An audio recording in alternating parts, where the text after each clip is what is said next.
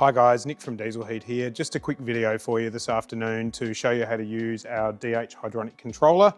This is the controller that ships with our DH Hydronic and e-solar systems, and it's been specifically set up as a hydronic controller to do your diesel hot water and air heating in your boat or your RV.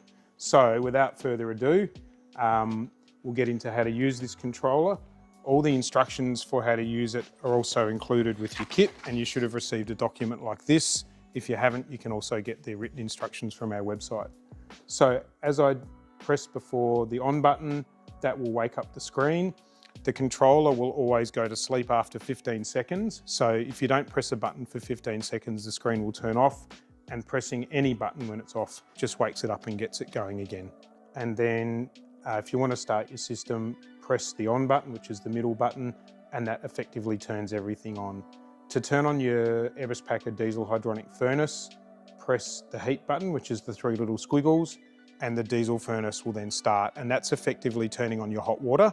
So if you just want hot water, you would just turn on the diesel furnace. We've got the system running now, and as you can see, once the screen goes to sleep, it's always going to show a little on the bottom right corner. That's just to let you know that something is actually running, either the hot water system or the fan. So I can wake up the screen by pressing any of the buttons. And to run through how you control the fan, at the moment the fan here is running on low. It has 3 manual speeds. So with the 3 manual speeds, low, medium and high, the fan is just going to run at that set speed and give off the same amount of heat all the time, low, medium or high.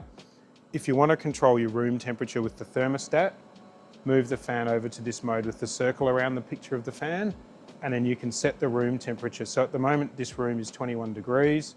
By pressing the up or down buttons, I can change the set point for the system. And so I can set the desired room temperature here to say 20 degrees. So that's what the little thermometer indicates. The system will go back to showing the room temperature after a few seconds, and you can see that's now running on automatic. If you want to turn off the fan, one more press and the fan turns off, and you'll hear a little buzzing noise as the coolant valve turns off and shuts down the coolant flow to the fan head, so it's not sitting there being hot when you don't want it to be hot. So the next thing I'd like to talk to you about is the keyboard lock. So this screen, if you've got little kids or little fingers tend to stray, if you hold your finger on the up and down button at the same time for 4 seconds, a little key appears on the screen, which means that the keyboard is locked, and another 4 seconds on those 2 buttons will release the keyboard lock, like so, and you're back to being able to operate the screen. So just remember, if you want to lock off the keyboard, or in fact, if you come to the screen and that little key is showing and nothing's working, just remember that that means the keyboard is locked. The next thing to show you is how to use the high altitude mode. So I'll turn the system on, and once the system's up and running, if you're camping in an area that's over 1,500 metres, which is not super common in Australia, but I know these things are being used overseas as well, and you want to run your system, Packer stipulate that it has to be in high altitude mode. So to engage high altitude mode, hold your finger on the heat button for 8 seconds. So that's set at quite a long time, so you don't do this by mistake. And then you'll see a little mountain appear on the top right of the screen.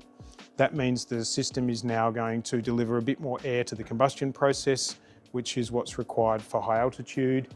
And again, to cancel that, another 8 seconds on that button, and that will go back to normal operation.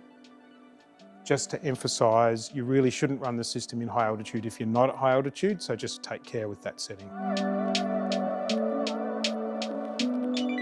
The next thing I'm going to talk about is how to manage fault codes with the system. So our controller is talking to the Packer furnace, and it's able to report fault codes or problems that it might be having. Some of these might be as simple as you've just run out of fuel. There could be a component issue, or maybe some rocks hit something and damage some wiring. All sorts of things can happen. So what I'm going to do for the sake of showing today is I'm going to unplug the coolant pump on this system, which is going to simulate a fault. So then if we turn it on and go to turn on the controller, the system runs through a self-test when you turn it on. So the furnace will be looking to make sure everything's ready to go and it's okay to start. And after a little bit of time, you're going to see a little alert come up on the screen here, which is that little triangle with a little apostrophe inside it. And that's telling you that the system's not going to start and there is some sort of problem. So to see what's going on, hold the fan and heat button for 4 seconds, and that will then retrieve the fault codes. The system can display up to 6 fault codes. In this case, there's just one, and E1250 is the fault related to the fan, sorry, the coolant pump not being connected. Once you've worked out what's causing the fault and you're ready to clear the fault codes, hold your finger on the 2 buttons, the same 2 buttons for 4 seconds, and you'll see E and 4 zeros flash 5 times, and that means you've erased the fault codes from the system. At that stage, let's repair our fault, and you can go to turn it back on and it's going to start as normal. All right guys, I reckon that's just about it for how to use the Dieselheat Hydronic Thermostat. Hopefully this video has been useful for you, and of course if you've got questions, feel free to contact us. Cheers.